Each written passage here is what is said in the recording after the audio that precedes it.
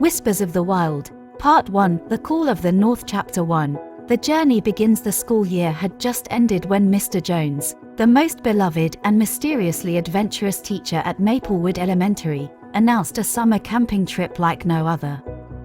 5 students, Sam, Lily, Mateo, Aisha, and Oliver, were chosen for their curiosity, courage, and love of nature. With hiking boots, bug spray, and boundless excitement, they boarded a train bound for the edge of Algonquin Provincial Park. Mr. Jones, who always wore a wide-brimmed hat and carried a leather-bound field journal, told tales of moose migrations, voyages, and long-lost gold hidden deep in the northern pines. As the train curved through valleys and over sparkling rivers, the children's imaginations ran wild. "Do you think we'll see wolves?" whispered Aisha. "Or maybe a bear," added Sam, his eyes gleaming. "Nature has many surprises, Mr. Jones said with a wink. Chapter 2. Into the Green. The group hiked deep into the forest, where sunlight streamed like golden ribbons through towering red pines and sugar maples. They set up camp beside a glistening lake so still it mirrored the clouds, a place called Whispering Waters.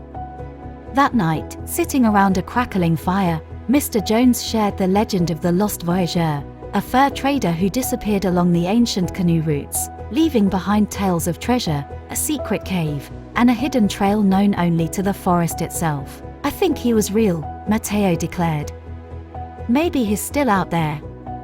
Lily found an old coin by the lake the next morning, weathered, etched with French writing and a beaver. The adventure was no longer just a story.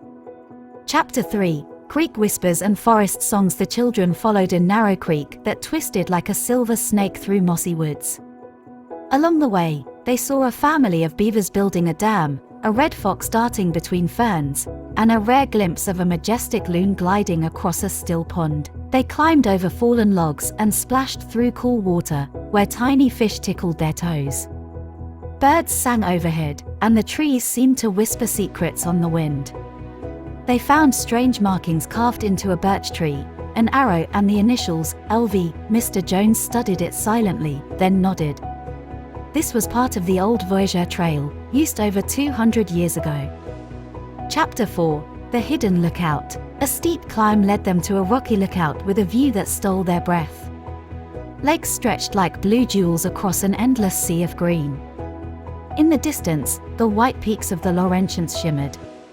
They found an ancient Inuksuq built of flat stones, and Mr. Jones explained how these were used by indigenous travelers to mark trails and sacred places. Underneath the rocks, Aisha discovered a torn piece of parchment, a map with hand-drawn rivers, a cave, and the initials, LV, again. The children were hooked. This wasn't just a camping trip anymore. They were following a forgotten path through history.